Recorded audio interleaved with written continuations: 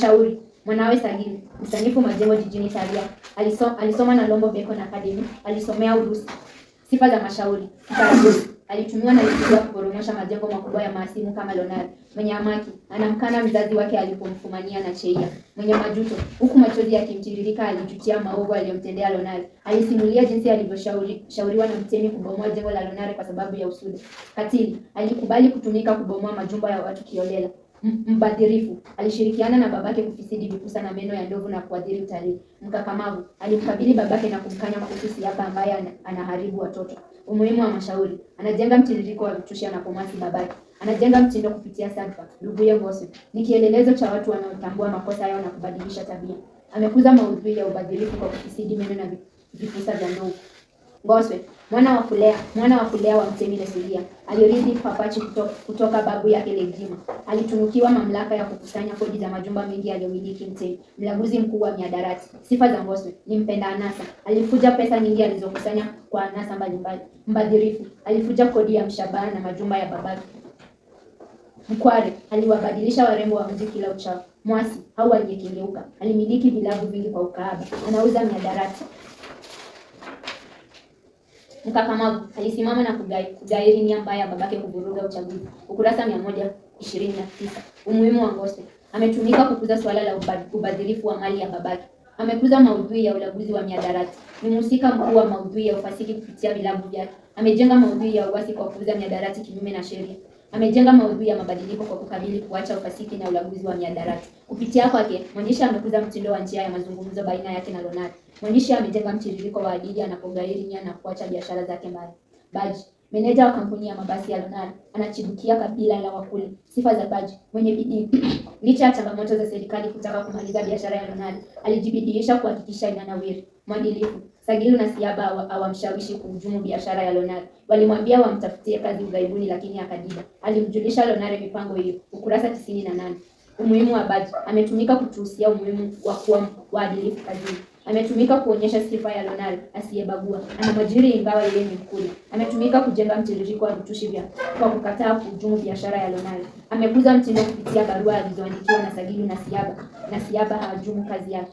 Mafamba, mwanasheria aliyewakilisha serikali. Anahusika na kutoweka kwa majalada na nyaraka za ufisadi. Anatimuliwa baada ya kupoteza kesi ya Matango. Sifa za Mafamba: fisadi, alifunika maovu yote yaliyofanywa na viongozi mbalimbali. Alihusika na kutoweshwa kwa majalada na nyaraka zilizohusu kesi za ufisadi. Ukurasa 93. Janja, anatumia hila kufumba mafumbo ambayo hayateguliwi. Ni wakili anayeogopa. Umuhimu wa Mafamba: ni kielelezo cha mawakili wanaohusika na kuficha ufisadi. Amekuza mtindo kupitia mbinu ya majaji. Ametumika kujenga mtiririko wa adili anapotokea mahakamani. Ametumika kuonyesha jinsi serikali imeingilia utendakazi wa mahakama na kuzuia haki. Cheia, alikuwa yatima, alilelewa na Wasamaria wema. Mchumba wake Mashauri, anafanya usuhuba na Sagili. Anatumwa na Lesulia kwenda kumuoa Lonari. Sifa za Cheia: katili, alitaka kumwangamiza Lonari kwa kumtilia sumu kwenye kinywaji. Ukurasa 196. Mwenye tamaa, alitamani vitu asivyoweza kugharamia. Aliishi maisha ya starehe akaabudu pesa kuliko Mungu wake. Anampenda Sagilu kwa sababu ya pesa. Ukurasa 118. Saliti, anamsaliti mchumba wake Mashauri kwa kumwendea kinyume na babake. Mtovu wa maadili, anahusiana kimapenzi na baba mkwe. Mongo, anajiegemeza kwa Mashauri eti anampenda kumbe anapenda mali yake tu. Kikaragosi, anatuma na Lesulia kwenda kumuoa Lonari. Umuhimu wa Cheia: anajenga mtiririko wa vitushi anapotumwa na Lesulia kuangamiza Lonari. Anajenga mtindo kupitia sadfa. Lonari anamwona njiani kisadfa. Ni kielelezo cha wasichana wenye kudhamini pesa kuliko maisha. Maadili, amekuza maudhui ya usaliti kwa kumla Mashauri kiburi. Mwandishi amemtumia kufanikisha maudhui ya uzinifu. Cheia funguo Nchi ilikuwa ikitayarisha kwa uteuzi wa viongozi. Ni wakati ambapo wizara nyingine ilimkumbuka Sagilu. Alikuwa akipoteza umaarufu wake. Akasalia benki tu ya wale waliokuwa na uhitaji wa pesa. Mwanawe aliyeitwa Mashauri alikuwa mtaalamu aliyesomea taaluma ya usanifu na jengo ughaibuni.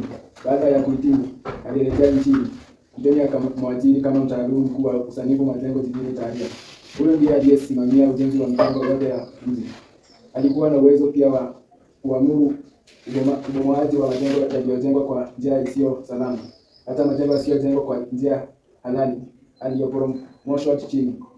Hivyo, kwa mpigo wa kalamu yake tu, majengo makubwa ya kifahari yaliyoangushwa mara moja. Mashauri alikuwa ameposa binti mmoja hapo mjini kwa jina Cheia. Vijana hao walipendana kama ulimi na mate. Mashauri alimvisha mpenziwe pete ya uchumba hata kumtambulisha kwa wazazi wake. Sajili alimpenda sana Cheia. Angalau alimwalika nyumbani hao hata kuzuru majengo yake ya biashara yaliyokuwa yametapakaa mjini. Cheia alikuwa amefuzu katika taaluma ya uguzi na kuajiriwa katika zahanati moja mjini humo. Hapo ndipo alipokutana na Mashauri, wakawa marafiki. Cheia alikuwa yatima kwani wazazi wake wote walikuwa wamefariki katika ajali ya gari. Akasalia kuwa yeye pekee. Alilelewa katika makao ya mayatima, akasomeshwa na kuhitimu akiwa huko. Sasa aliweza angalau kujisimamia mwenyewe kwa vile alielewa katika makao ya wasiokaa. Hakubahatika kwa kuwa na pesa. Hakuweza hata kununua chochote alichohitaji. Mahitaji yake yote yaligharamiwa na makao yao. Cheia alipohitimu na kupata ajira iliyomhakikishia kuwa na pesa zake mwenyewe, kulibadili mkondo wa maisha. Alianza kuishi maisha yasiyolingana na kipato chake. Akaanza kutamani vitu asivyoweza kugharamia. Alipobahatika kujenga usuhuba na Mashauri, alijua angeupiga teke mtaji. Mashauri alimkopeshia nyumba moja nzuri mtaani, majua hata kumnunulia gari. Cheia alianza kuishi maisha ya starehe, akaabudu pesa kuliko Mungu wake. Kila alichotaka Mashauri alimpa. Sajili alianza kumchukua na kumtambulisha kwa marafiki wake.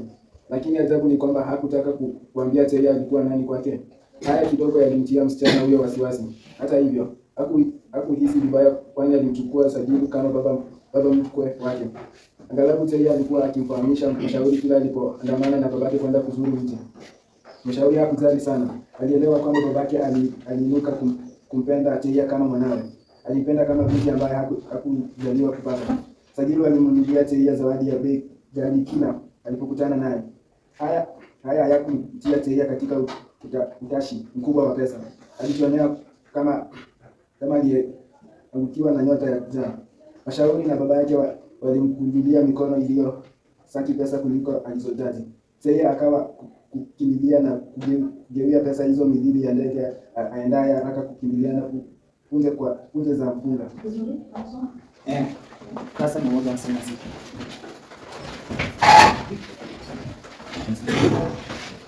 Mashauri, simamisha gari. Yule mwanamke lazima akamatwe. Ndiye aliyetaka kunyangamiza wakati mmoja. Donari alitamka kwa sauti. Mangwasha alishtuka. Akasalia kumkazia macho tu bila kutamka neno.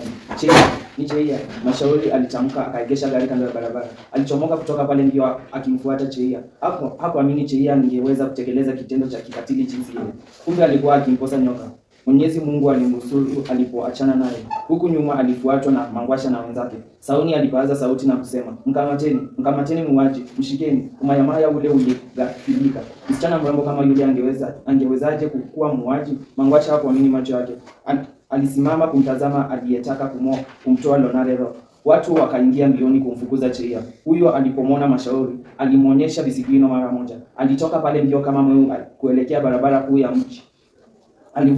Alivuka bila kujali magari yaliyokuwa yakipita kwa kasi. Umati mkubwa sasa ulimfukuza Cheia. Mashauri akahisi kovu lililo moyoni likikwaruza upya. Cheia alipomwona Mashauri anamkaribia, alivua viatu akaongeza kasi miguu. Alikwepa wachuuzi waliochuuza bidhaa zao kando ya barabara. Wakati mwingine akikanyaga vitu vyao. Aliandamwa na matusi kutoka kwa wachuuzi hao, lakini hakuangalia nyuma. Aliruka mikokoteni iliyokuwa kando ya barabara kwa ustadi uliowashangaza watu.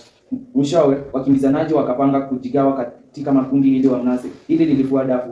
Alikabiliwa ana kwa ana na Mashauri. Huyo alimkamata na kumbwaga chini. Cheia hakutamka neno. Alisalia kuhema huku kifua kikivuma kama upepo wa kaskazini. Hapo aliinuliwa hobela na umati wa watu hadi katika kituo cha polisi akafikia. Chaka la simba halali nguruwe. Ukurasa 6. Mahali usipotakikana hapakaliki. Wazazi waliasa. Nguo ya kuomba isitiri matako. Ukurasa 12. Kitu kisichokuwa chako hakikufai.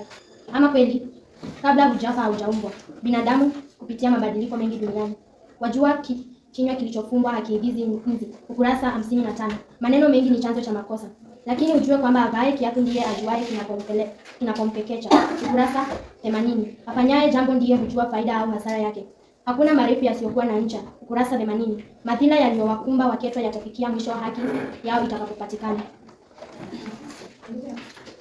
Hakika hatupaye tope kujichafua mwenyewe. Ukurasa 87. Atendaye maovu pia naye huathirika na matendo yake.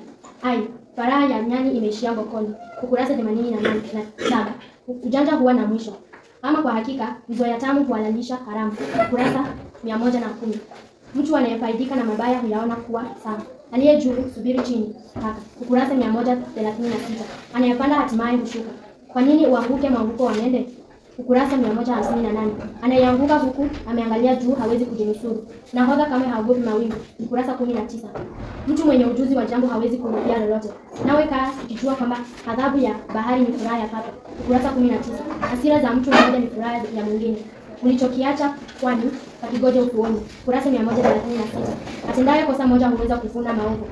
Mabedui walizoea vya kunyonga lakini vya kuchinja hawezi. Ukurasa 109. Viongozi waliozoea vya bure kutokana na ufisadi, vya haki vitokanavyo na jasho hawawezi kuvipata.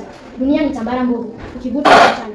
Ukurasa 76. Ina maana kuwa kuna maovu mengi huku duniani, ila unapojaribu kuyatatua unaharibu zaidi. Alijua akishikwa pale kitumbua chake kitakuwa kimeingia mchanga. Ukurasa 86.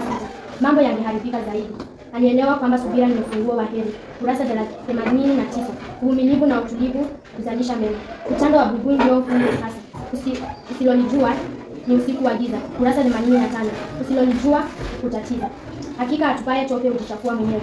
Ukurasa 87. Dunia wengine mabaya hukuletea balaa wewe mwenyewe. Ama kweli wavuvi wa juya kuendea bahari ya hadi yao. Ukurasa 90. Lonare alifahamu kuwa uwezo wao mdogo katika kesi ya ardhi ya Matango ulipata nguvu baada ya Mangwasha kupata ushahidi mpya ofisini mwa chifu. Kosa moja haliwezi kumfukuza mke. Ukurasa 150. Msamaha ni bora. Ujuzi wa maisha ili wawafae vijana wetu. Visima vya kale havifukiwi. Mtu kusahau asili yake.